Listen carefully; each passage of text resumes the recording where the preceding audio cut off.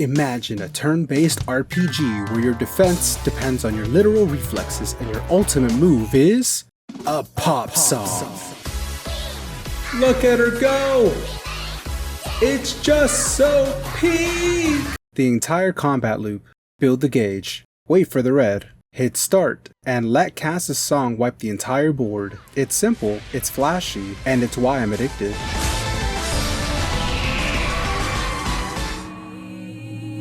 The plot? An empress loses her planet, her people, and her magic, which they called the song. Cass aside, humanity is now drifting through space and getting jump scared by evil killer Tinkerbells. Two sides emerge from this conflict. Jenna Mariah, think. The if you can beat them, join them cult. Plasma, the we're hitting back resistance. Enter our protagonist, Delta. He runs a restaurant, has no memories, but is somehow a total beast in combat. Amnesia is a trope, sure, but here, it's a ticking time bomb. Delta's partner in crime, Cass, a girl who seemingly uses the lost song magic. After a weirdly prophetic dream, Delta gets dragged along towards a After a weirdly prophetic dream, Delta gets dragged along towards a commotion when they bump into a purple-haired girl named Gale. After a weirdly prophetic dream, Delta gets dragged along towards a commotion when they bump into a purple-haired girl boss named Gale. After a weirdly prophetic dream, Delta gets dragged along towards a commotion when they bump into a purple-haired girl boss named Nay the Gale, fighting off a bunch of clankers. Not clanka, clanker. Got it? This is where the game teaches you to read the room. Exclamation mark? You're getting hit next turn. Skill? Something you're lacking. Break? Your best friend, hell yeah! Break the enemy, or they break you. By the end of this fight, big number mean good fight. I gotta pump those numbers up. Those are rookie numbers in this racket. Turns out, Nay is actually the divine empress and leader of Plasma. She likes to go undercover helping citizens like a futuristic lolly Batman. She tasks Delta and Cass to rescue an engineer named Sarly, a familiar face Delta saw in his prophetic dream. Delta senses something odd going on and goes to check on his restaurant, only to find Nay has taken over his shop?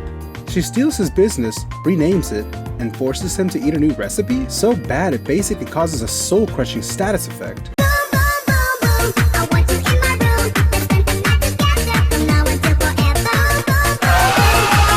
To recover from the culinary trauma, they were encouraged to weave a new song magic, but it's not like worshipping a beat and some emo lyrics in a garage and your dad just doesn't get it, man. Delta has to enter Cass's mind. It's basically an Inception-style dreaming world of her deepest, weirdest thoughts. Don't ask, just vibe with it. The mission: infiltrate the Genamariah Church, lay low and blend in, create a distraction, sneak past all the guards, find the cell, and break her out. We'll be out in 20 minutes tops. What's the worst that could happen? When they arrive, they're hit with the "Be blessed, sinner" speech and make their way to church. They sneak past a bunch of cultists listening to a sermon by a leader named Mommy Zill, who's basically preaching forced salvation. Using this lack of security to their advantage, they walk down the hallway to the cell blocks just out in the open. I was thinking we were going to do a Mission Impossible infiltration or an MGS level of sneaking around, but why bother? Delta experiences deja vu and is able to crack the code to the cell because, apparently, his dream is a literal walkthrough. They find Sarly, hit the public bathhouse to wash off the funk, terrible tactical move, and get tracked immediately because the church's blessing was actually a GPS song.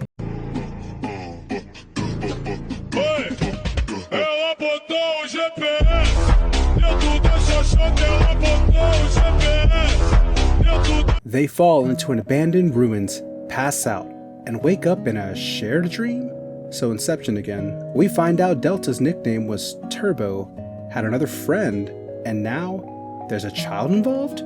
A child in a very suspicious outfit? What is Delta's real identity? And why is this kid here? Okay, let's get out of here. They stumble on Nate taking a bath when suddenly the cult begins breaching the city to save the sinful. Yikes. After driving them out, turns out Sarli had her song magic stolen by them, so they make a move to return to the church and retaliate. Leaving behind the pedo bait, they make their way to the church state just to realize she followed us. Officer, she made a move onto me, I swear. No. Wait.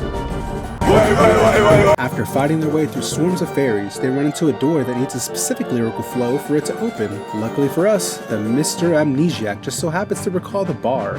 What a coincidence. But this doesn't sit right with Cass, so she begins questioning Delta, curious about how he's able to open Sarli's cell, curious about how he managed to remember this specific phrase, curious why he can't remember most of his childhood and all the memories they made together. Well, it's subtly revealed through this side story content I've failed to mention. In these stories, Delta dives into the subconsciousness of whoever he chains up with through affiliation. This helps build trust between the two and can create new song magic or gain other abilities. After chaining with Sarli, the game shows another face, one we met when we first went to sneaking into the church. None other than the leader Zill herself. But wait, doesn't that mean the two chained before? The gang manages to break into the boss room where Sarli easily recovers her song. However, in order to use it, Cass must download through the chain connection. After defending them from a horde of enemies, Cass faints only for Zill to show up. Turns out, Zill has been controlling the Charl through a virus called astrocyte modulation. Sure. Quartered and exhausted, they get captured and split up. However, Prim easily rescues them and begin looking for Cass before leaving. After reuniting with Cass and making everyone cringe, they make their move only to be cornered by Zill yet again. Given another chance, Cass starts performing the most peak performance of her life. After blasting away at their eardrums, we get a reveal that there exists a true version of the song called Ar Nosurge. Wait, then what the fuck is Ar Nosurge? With the knowledge of Zill's plans, the crew gathers intel and discovers that this Ar Nosurge allows anyone to create song magic without needing a weaver. In order to stop Zill, they deduce she could be in a place called the Altar of God's Descent.